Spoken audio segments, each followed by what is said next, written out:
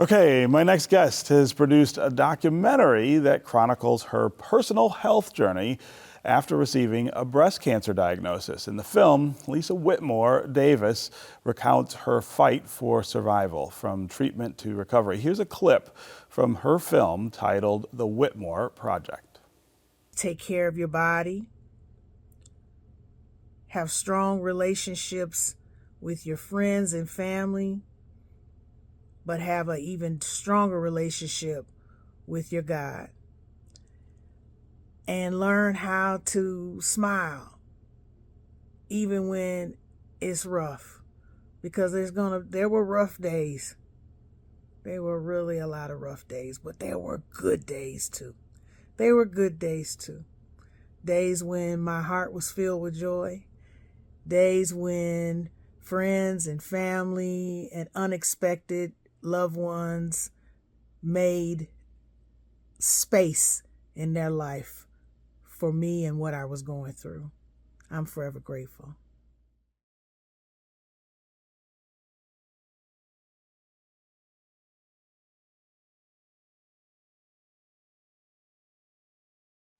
A public screening of the documentary, along with a health and resource fair, are going to take place on October 4th at the Northwest campus of Wayne County Community College District. Joining me now with more details is the founder and executive producer of the Whitmore Project, Lisa Whitmore Davis. Welcome back to American Black Journal. Thank you, Stephen. Yeah, Thank you so much. It's good to see you. And you told me just before we started that you're celebrating 1 year of cancer-free. Is that right? Yes. Yes. Yeah. That's Yesterday. amazing. In 2024, I was bald and weak, but now I'm strong and resilient and just so excited and grateful. Yeah. So let's go back to the beginning. Sure. How this all sort of came into your life, and then how you decided to document it this way in a film. Thank you. Late summer 2023, wasn't feeling well. I was on my way to work, couldn't take full breaths. I was ill, had 3 pulmonary embolisms, didn't know what was going on. Wow. Got to the hospital. After that 1 week there, they went through many tests, went through several doctors, hematology, pulmonology, endocrinology. And then it was finally in late fall of 23 when I went to my normal, regular checkup with my OBGYN. And she asked me, Lisa, what you been up to? And I says, I was in the hospital for a week in August. She was like, that's not normal.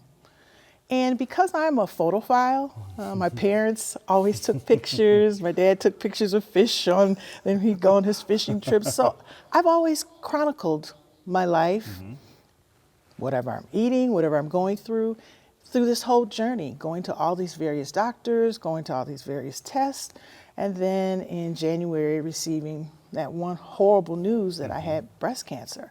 And not only was it a challenge, Stephen, that I chronicled the challenges that I faced during that time period, understanding and having a deeper understanding of the health disparities that many folks in our community experience. My work as an aging professional, always trying to help folks navigate through those, but then facing them myself, it was quite a challenge.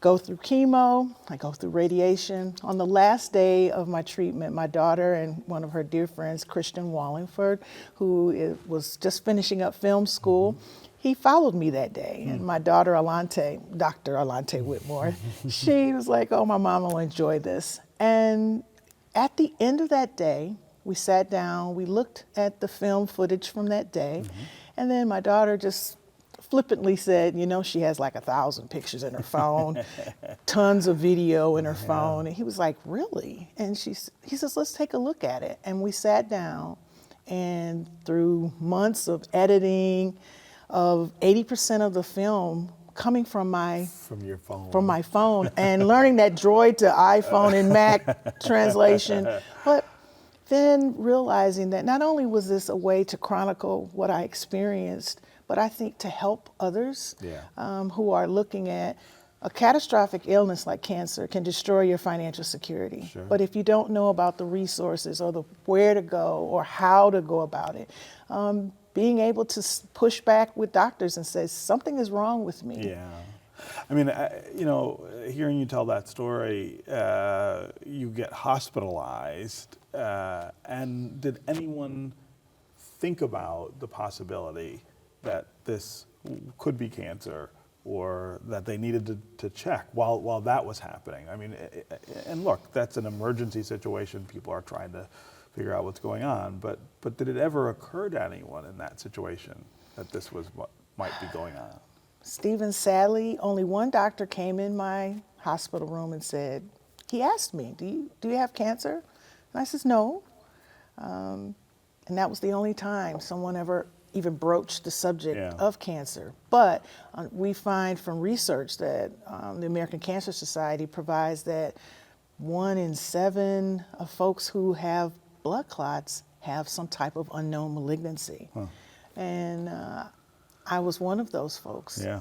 My oncologist told my daughter, your mother's very lucky because she has a very aggressive cancer, and it had not been found by the pulmonary embolisms, I wouldn't have been able to detect it myself.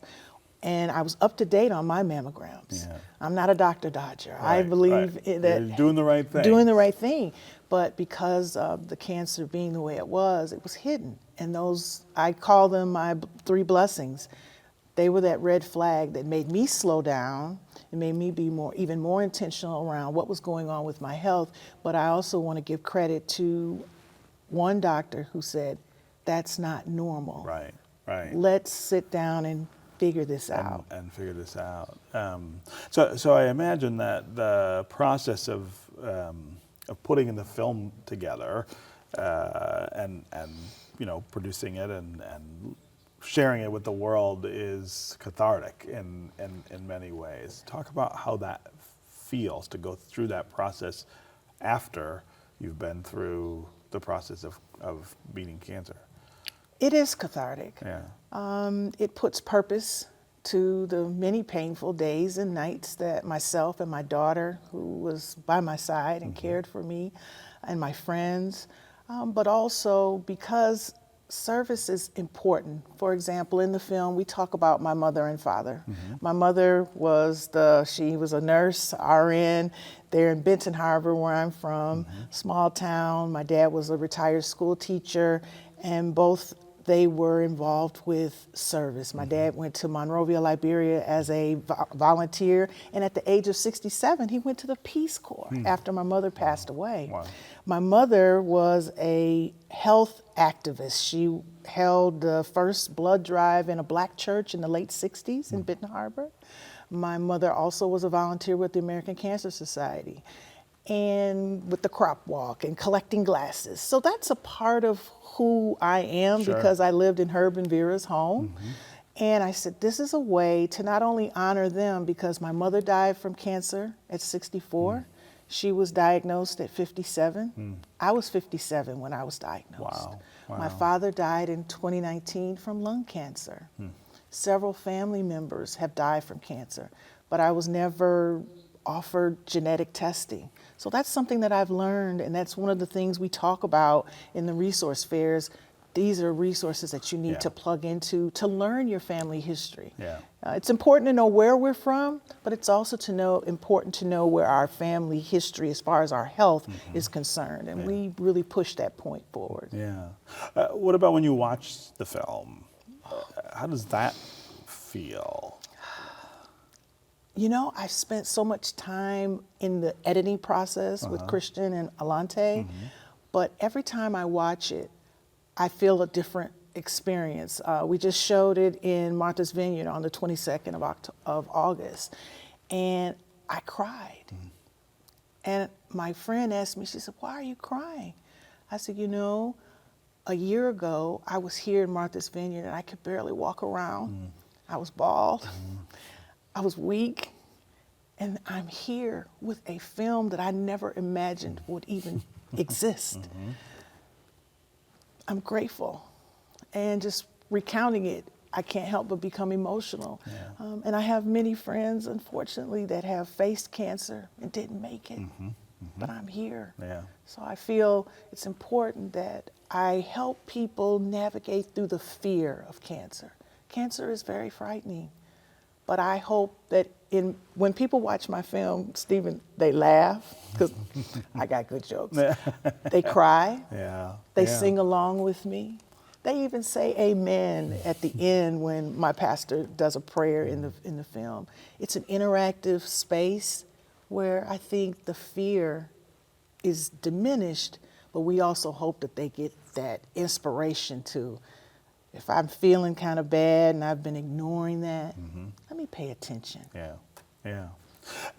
Pay attention. There's such a need in our community to do that. Right. At the same time, we need other people in the medical community to pay more attention as well, right? We need them to be more vigilant about making sure that they're asking the right questions. And I think it's hard to know how we are supposed to navigate that, right? We can't change the medical establishment. We can change our own behavior, but that part of it is kind of elusive. One thing that I talk about in the film, I was a part of a clinical study. We as people of color, we shy away from clinical studies, and we have good reason to. But I also know the value that if my data as a Black 58-year-old woman can help in developing the next set of cancer solutions, I owe it to be a part of that. Right. And I benefit. Yeah. You know, when you're in a clinical study, you get the top of the line care that you're supposed to get, as well as that is new. Yes. So. Yeah. Well, it's amazing that you're here. It's wonderful that you're still here and healthy. But it's also amazing that you did this work at such a trying and difficult time in your life. I mean, I can only imagine, 20 years from now, how you'll look back on the decision to have created this memorial, really, of that time in your life. So it's very impressive. Thank you. Yeah. Thank you. I'm grateful for all the folks who prayed for me, sent me good love and light, and also just hoping that we can save someone's life. Thanks so much for being here with us on American Black Journal. Thank you.